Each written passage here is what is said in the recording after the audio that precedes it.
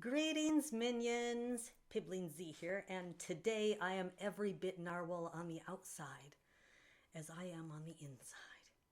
It's amazing! I'm a purple narwhal! It's like all of my dreams have come true now, so, who needs to be a writer anymore? I'm a narwhal! No, that's not just the only dream. I'm a narwhal and also a writer. I am the only writer you know that is a narwhal. Anybody else says it, they posers. The worst kind of posers. Narwhal posers. Anyway, you might notice that the background looks a little bit different. I had my husband, because it is a monster, I had my husband move my desk so we're further away from it, and it's more comfortable for me, and it's just good all around. So this is what you're going to be looking at, so just deal with it. Today I am happy to announce the next prize that I am giving away. We reached 700 subscribers. Thank you, thank you, thank you, thank you, thank you. And actually I think we're at 713 now, so it's amazing. We're already on our way to 8. But today I am going to announce a contest giving away something else, because I told you every time we hit another 100 subscribers, I will give something else away.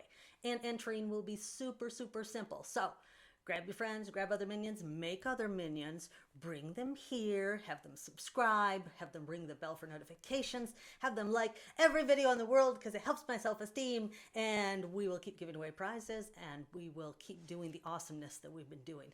One of the things I want to remind you guys of, I have to remove my narwhal hands because my human hands are sweating. See, these are the fake hands. So one of the things I want to remind you guys of is that every Friday and Saturday for the time being, we are getting together, the minions, you guys, and me, in a Minion Horde hangout that is also a read aloud. So it's 1 Eastern, noon Central, 11 Mountain, and then 10 Pacific. Yeah, then 10 Pacific.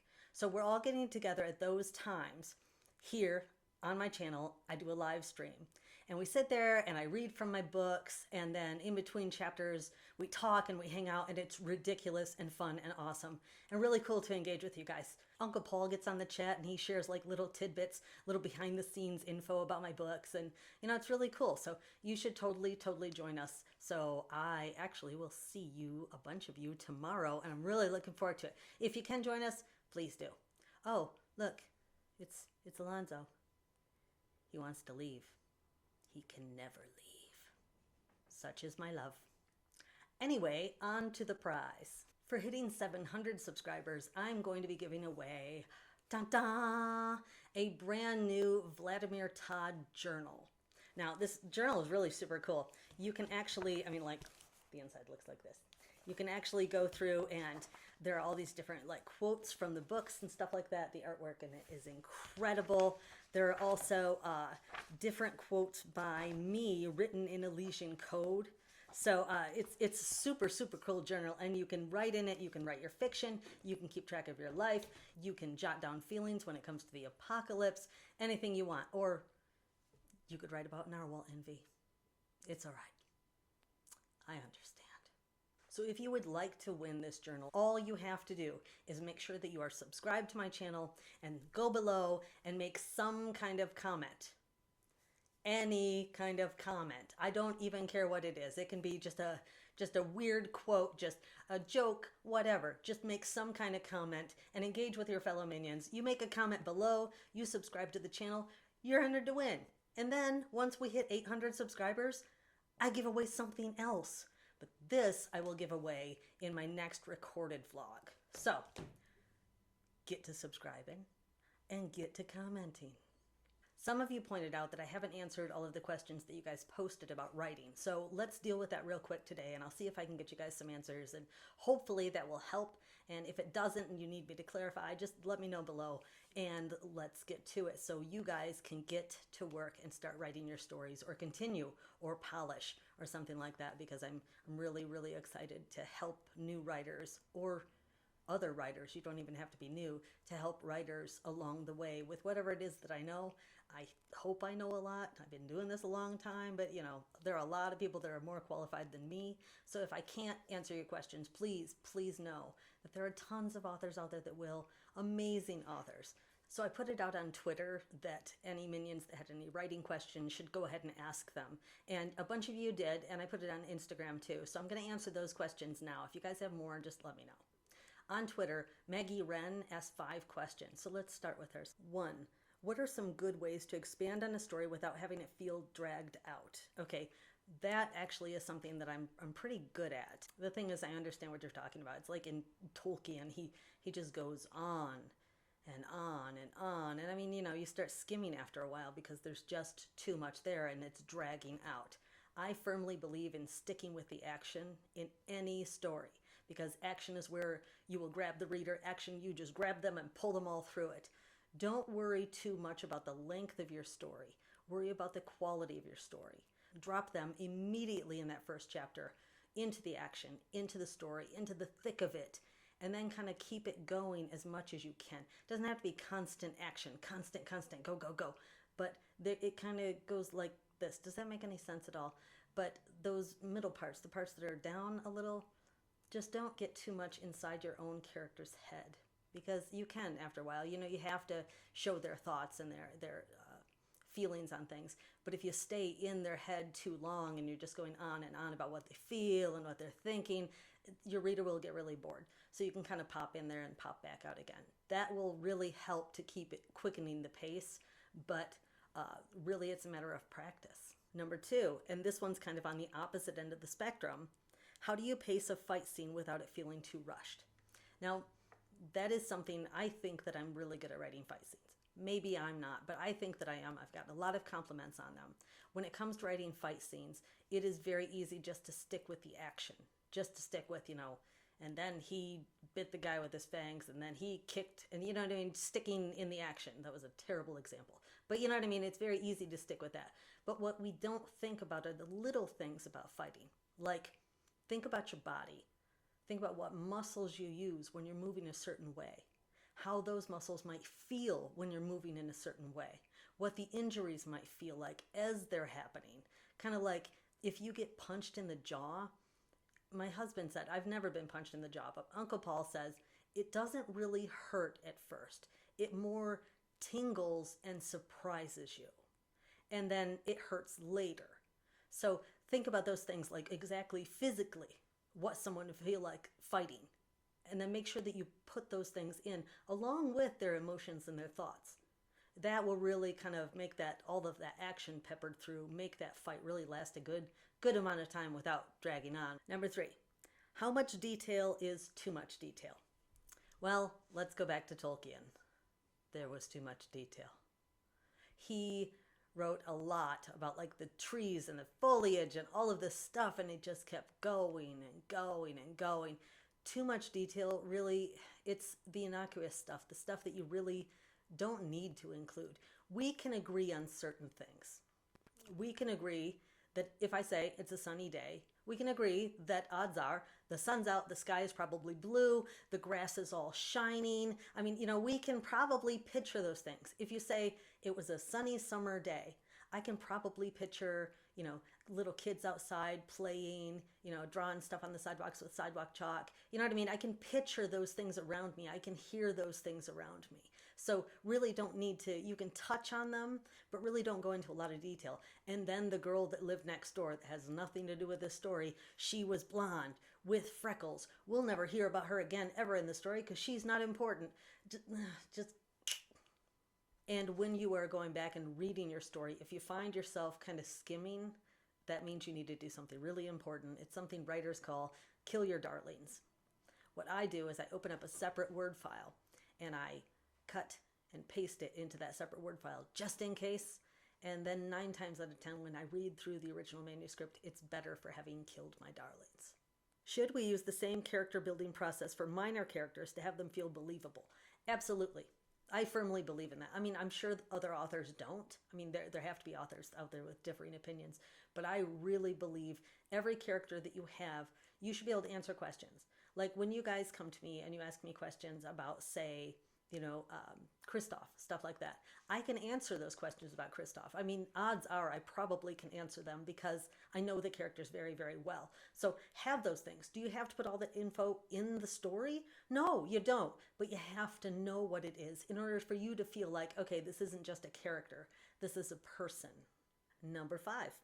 This one isn't necessarily about the writing process, but would you let aspiring writers send you their stories to get your opinion on it? That is something I get asked a lot, and I really, really wish that I could, but time is a really precious thing, and I really just don't have enough time to do that and do it justice, because I want to give you guys really good feedback. But I would suggest, since I really am not in a position where I can do that, I would suggest that since several of you are writers, that you talk to each other about it. Maybe find a critique partner, somebody where you can exchange manuscripts and give each other kind of your input. And then, it can really help to have a critique partner. And I would love to see minions doing that, kind of like a little minion horde writing club. It would be fantastic. If I can help in any other way, I will absolutely try. But unfortunately, I really can't read what you're writing until it's published. Then I will, absolutely. At Veronica Macabre on Twitter, by the way, your name. Oh, makes my little narwhal heart just pitter-patter, or whatever narwhal hearts do. It's probably something cooler, because we're narwhals. But, I wasn't invited to the last meeting, so I have no idea. She says, I'm finding myself bored with one of my main characters, but I don't want to rewrite it without them. How do you build emotional connections to essential characters? I'm trying. Well, the thing is, I really think that going through, if you have not seen it, go through my old videos. There's one talking about character building. There's a sheet that I mentioned in there, and I think the link is down in the comments. If you go to that link and fill out a character sheet for your main character, it can really help you get to know them. And when you really get to know them, that's when you start feeling like you're living more on the inside of your character than on the outside and watching them. And if that doesn't help, if you really just feel emotionally like you cannot connect with them, whatever you feel, your reader will feel. If you feel disconnected from the main character, your reader will feel disconnected from the main character. So you have to make yourself care. Even if you have changed different traits, changed different things about them, but in the end, if it doesn't work and you have to get rid of that character, it's okay to get rid of that character. You can replace them with another character. Focus on the person you're writing about, and then that person will find a way to fit into your story. Jan Elms 22, otherwise known as Mother Panda, which I see you all the time on Twitter, asks, how do you deal with the frustration of not being able to write fast enough? I never write because I can go through an entire story in my head in seconds, but then writing it takes 1.5 million years. If I could write as fast as my brain could write, oh my God, I would have a zillion books out right now. But our brains tend to work a lot quicker than our fingers on the keyboard. Basically what I do, because my brain gets so excited about a story, is I sit down and I outline. In a former vlog, I actually discussed this about connecting the dots. I will write down things where it's like, and that's how it begins, here's the high point, that's how it ends, here are big things that happen in between. And when I do that, it kind of helps me wrap my head around what my brain just wrote. And then I'll sit down and start the process of actually putting one word in front of the other. But that really does kind of help me when it comes to that, oh, I just told the whole story to myself, and now I need to tell it to other people thing. Speaking of action, which is something we touched on just a second ago, Xenoseeker on Instagram says, I love writing the intense action and emotion. How do you motivate yourself to write the parts that aren't so octane? It is addicting to write those high energy, high action scenes. And basically, I treat them like pieces of candy. Those and certain plot items, certain moments that will happen in a book that I'm dying to write, I won't let myself write them until I do the work in between. And I mean, that might sound like a really bland, boring, hard way to do it. But really, if I push myself through, I can write those really fun scenes. And then when I get to the end, I know I've written something that I can go back and fix, because you can't fix a blank page. And you've probably heard the phrase, or maybe you haven't, writing is rewriting. Honestly, my books, I write a manuscript, and then when I turn it in and my editor and I start going back and forth on it, that's when it really becomes a story. You have to lay the groundwork, but editing, going over and over and over it again, getting opinions from other people, and then going back to it and trying to fix it and trying to make it better, that's really what will finish it. But yeah, treat those as pieces of candy. Tell yourself, oh my God, this fight scene's coming up. It's going to be so much fun. There are going to be zombies. There are going to be swords. There's going to be witches. There's going to be narwhals. And obviously the narwhals are going to win, and get really excited and stoked about it. But then don't let yourself write it. I have to write 3 of these chapters. These things have to happen before I can write this amazing high octane scene. So, reward system. Elora Fayette on Instagram says, any tips on how to improve your world building? I don't know if you've looked at it, but I do have a vlog on here about world building. So go and watch that. And if that doesn't help you at all, please come back and ask me more questions, because I'm totally happy to do another world building video. Or maybe we could do like talk about that during the Minion Hangout or something. You know, I'm totally open to it. Author Mitchell Chandler says, were there any alternate endings to your books that you considered? Well, for one, Soulbound actually had gone on a lot longer than that cliffhanger ending, and I was going to end it in a very different place. I really don't want to talk about it because Soul Broken's coming out soon. I'm usually pretty much a stickler when it comes to my endings. Like I said, I connect the dots, and I do that with series too. I find with the story, this is the beginning and this is the end. And the end is very, very important to me because it gives me a goal to reach towards. So not really, other than Soulbound. He also says, what other authors are you friends with and how do they help you become a better writer? I am friends with so many wonderful, wonderful authors. Ellen Hopkins is one, and she's amazing, and I love her work so much. And when I read her stuff, I mean, granted, it's all written in prose, and it's so beautiful, but it also teaches me about brevity, teaches me that so much meaning can go into so few words that you don't have to blather on just to have that perfect essence. I'm also friends with Andrew Smith and A.S. King, and they both teach me that it is totally okay to be your own kind of weird on the page, and that any kind of weird that you put out there on the page, the other weirdos will find it. They're wonderful, and I love all three of them. I am friends with Ellie Carter, and she has taught me never ever give up, and nothing is out of the realm of doable. But yeah, I honestly, I have dozens and dozens of writer friends, and I love them all very, very deeply. I owe them all a lot, because in the end, the biggest thing that they teach me is that I am not alone no matter what. Now, I left this one for last because it's important to me that this one kind of sticks with you.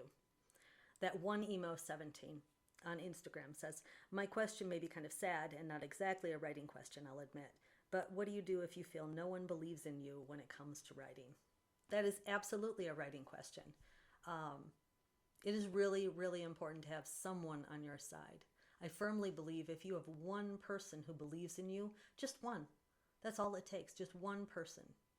If you have one person that believes in you, I firmly believe that you can make your writing dreams come true. No one believed in me when I was young. No one. And I wanted to be a writer since I was 12. That was what I wanted to do. That was my dream. And my parents said, you can't do that. That's not a real job. My librarian, who I loved so much, who was the one who handed me the book that really inspired me to want to become an author, she said it's not a real job, which blows my mind today to think about it. But no one supported me until the girl was actually starting kindergarten. And I had been a stay-at-home parent up until that time, and it's wonderful. I really, really loved being a stay-at-home parent. It was just time for me no longer to stay at home. It was time for me to go out into the workforce and do something. The only problem is I didn't want to do anything else. I wanted to be an author. That was my thing. And my husband asked me, Uncle Paul said, if you could do anything and money didn't matter, what would you do? What would you be? And I said, I'd be an author. And he said 3 words that changed my life forever. He said, so be one. So be one. And you know what? That's all it took. All it took was one person to believe in me, to say, I think you can be a writer. I think you can be an author. I'm here for you. I believe in you. That's all it took. And I owe him a lot for those 3 words and the immeasurable amount of support he's given me over the years. I get all verklempt and choked up when I think about it. But the fact is, all you need is one person who believes in you, Minion. All of you. You only need one person. And I am that one person. I believe in you. Don't give up. Keep writing. Keep learning. Keep growing. You can get there if you never, ever, ever stop trying. I believe in you. So what are you doing? When this video ends, go write something. 2 more quick things, and then we will be done for today, or maybe 3. Narwhals are bad at math, it turns out. One thing, I am working on something that you guys have really been on me about that I'm so, so super stoked about. I'm actually creating a Let's Play of Sims 4, but Vladimir Todd edition, so that's going to be awesome. Watch for that coming to the channel soon. Another thing is I do plan on making very soon a Minion Horde Discord server so we can get on there and we can chat and we can hang out there. And the third thing is a thing,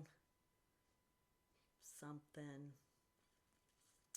I'm going to say it was I'll see you all tomorrow during the Minion Horde hangout.